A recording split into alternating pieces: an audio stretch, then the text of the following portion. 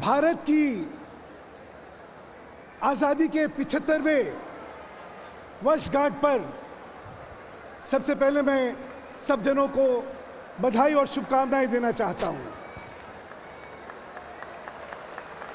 इस पूर्व संध्या पर मैं नमन करना चाहता हूं उन सारे स्वतंत्रता सेनानियों को जिन्होंने अपना खून देके हमें ये आज़ादी दी है। इन 75 सालों में हम एक आज़ाद भारत में सांस ले पाए हैं और भारत एक नए शिखर की ओर अग्रसर है। ऐसे ही खो खो परिवार के हजारों लाखों सदस्यों ने अथक प्रयत्न करके बड़ी मेहनत से खो खो को आज यहाँ पहुँचाया है, उसके लिए भी मैं उन सबको बधाई देना चाहता हूँ। For me, what a day today. I just can't imagine that this is true. मुझे अभी तक याद है कि मई 2018 में जब इसकी कल्पना करी जा रही थी तो एक बड़ा a very infant kind of an idea it was. But वो आज के दिन सत्य हो जाएगा ये तो कभी कल्पना ही नहीं करी थी। और इस सत्य के पीछे जो सबसे महत्वपूर्ण शख्सियत थी, जो अभी किसी कारणवश हमारे बीच में आ नहीं पाए हैं, अमित बर्मन, मेरे दोस्त।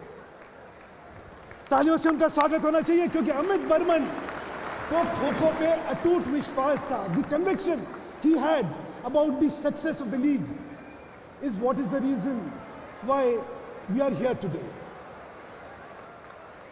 खो खो का जिक्र आते ही मैं जब किसी से बात करता था तो उसके चेहरे पे एक मुस्कान आ जाती थी। कहता था मैंने भी खो खो खेला है और ये खो खो का सत्य है। इस देश के गांव में, इस देश की गलियों में, इस देश के मोहल्लों में हर जगह खो खो खेला गया है और खेला जा रहा है। पैसे ही नहीं लगते थे, लाइन लगाई और खेलो। और इसीलिए खो खो इस देश की संस्कृति का एक अभिन्न अंग है। और आज मैं कहना चाहता हूं कि खो खो की महक जो है ना केवल हिंदुस्तान भर में है बल्कि देश भर से आगे निकल के विश्व भर में फैल गई है। आप लोगों को गर्व होगा इस बात को जान के कि हिंदुस्तान की माटी का पनपा हुआ ये खेल आज 36 देशों में खेला जाता है। यूरोप में खेला जाता है, अफ्रीका में खेला जाता है, ऑस्ट्रेलिया में खेला जाता है, एशिया में खेला जाता है। और इसी वजह से ओलंपिक कमेटी ऑफ एशिया ने खो खो को एशिया के खेल की तरह मान्यता दी है। ये जैसे ही लीग खत्म होगी, अगस्त के अंदर एशियाई कप इस देश में होने वाला है और उसके बाद वर्ल्ड कप होने वाला है। दोस्तों, एक रस्टिक रूरल गेम की जो छवि थी खो खो की, उससे आज जिसको कहते हैं कि माटी से मैट तक का जो सफर है, उसके पीछे बहुत मेहनत हुई है।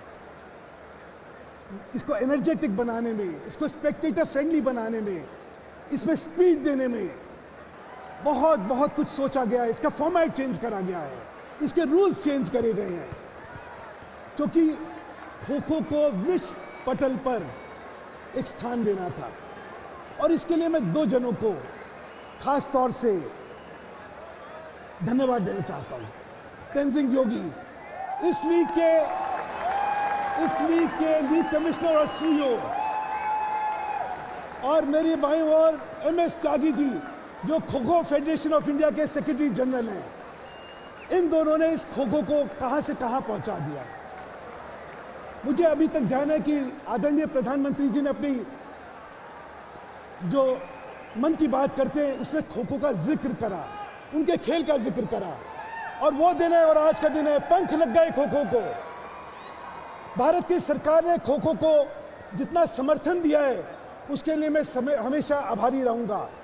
राजवर्धन राठौर थे, उसके बाद किरण रिजिजू आए। किरण जी ने न केवल खो खो को अर्जुन अवार्ड से नवाजा, 22 साल बाद हमें फंड दिया, हमें कहा कि नहीं, विश्व भर में खो खो फैलना चाहिए, ये मेरा स्वप्न है। और हमें गर्व से कहना पड़ता है कि किरण जी, आपका स्वप्न हमने पूरा करा। आज अनुराग ठाकुर जी ने हमें प्रोत्साहन दिया है, रेड कार्पेट उन्होंने कहा करो सब चीजों को। आखिर में सिर्फ इतना कहूंगा, इस खो खो की सफलता के साथ उन लोगों की मेहनत और खून जुड़ा हुआ है जो कि कोचेज रहे हैं, जो टेक्निकल ऑफिसर्स रहे हैं, जिन्होंने खो खो के हर पहलू को समझा है और उसमें अपनी जान दी है। मैं उनको नमन करना चाहता हूं, उनका धन्यवाद देना चाहता हूं। आखिरी में ये जो खिलाड़ी खड़े हुए हैं यहाँ पे, आप सबसे कहना चाहता हूं, ये खेल आपकी बदौलत है, ये खेल आपकी ओर देख रहा है।